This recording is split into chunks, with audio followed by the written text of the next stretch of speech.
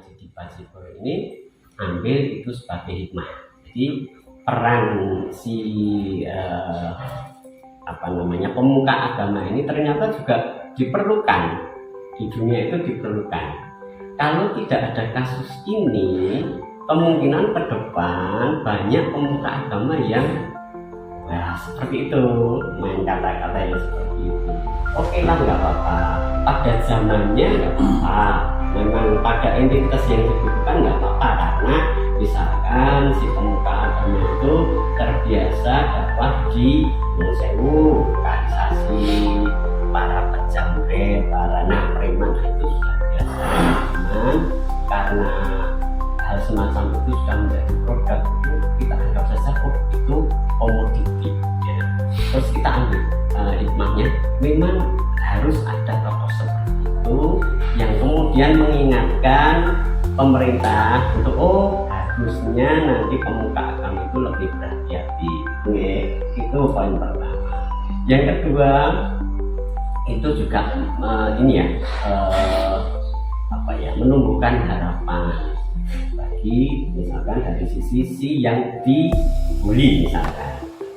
Nah itu kalau kita lihat latar belakangnya, dia itu nggak punya ilmu etik, nggak bisa memviralkan sesuatu, ora iso main TikTok terus diupload enggak.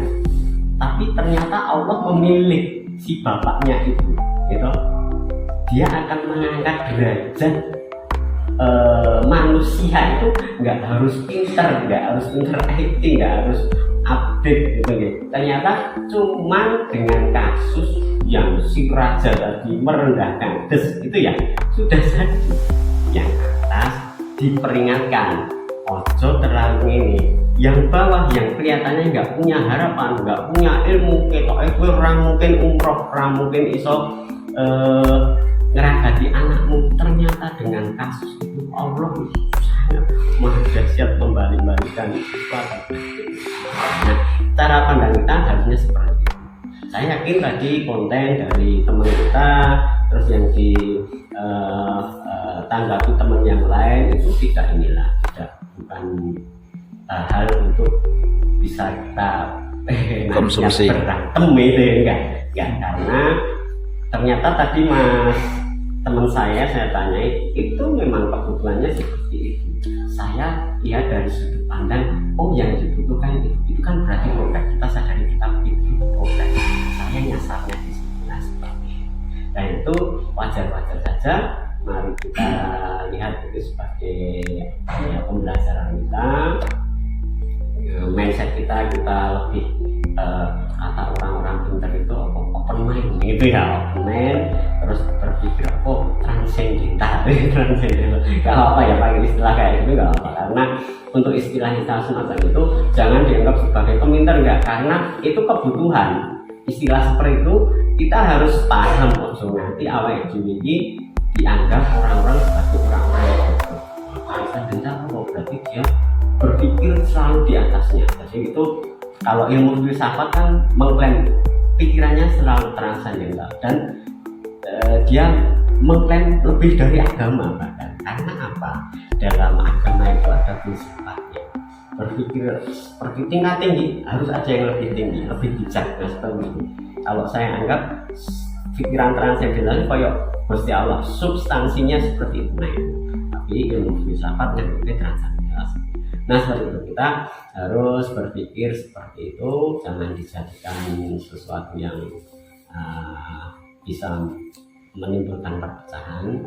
Terus saya juga berusaha ini dipesan sama ustadz saya, jadi kalau membaca Al-Quran itu minimal artinya dibaca iso dimaknai seperti itu. Misalkan ini kita mengambil dari surat Al-Asr ya, Al-Asr itu ya, demi masa itu. Jadi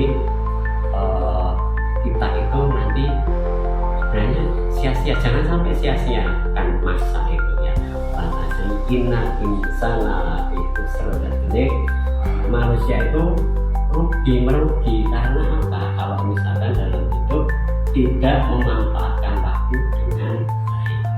yang tidak memanfaatkan waktu dengan baik tentunya orang-orang yang tidak mempunyai iman, gitu.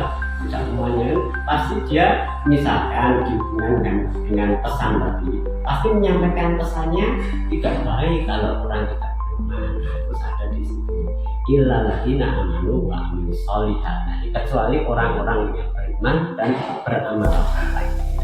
Kalau kira-kira orang yang beriman dan beramal soleh pasti perbuatannya bagus, perbuatannya baik, terus nanti ngasih contoh pasti yang baik-baik. Nah itu kecuali itu toh, jadi semua orang merugi kecuali orang yang beriman, karena orang beriman pasti dia baik dengan amalannya dan pesannya akan baik juga. Lalu manusia hati watawasol bil haki watawasol bil sabr. Nah ini intinya nih mas ya pak ya, teman-teman ya. Jadi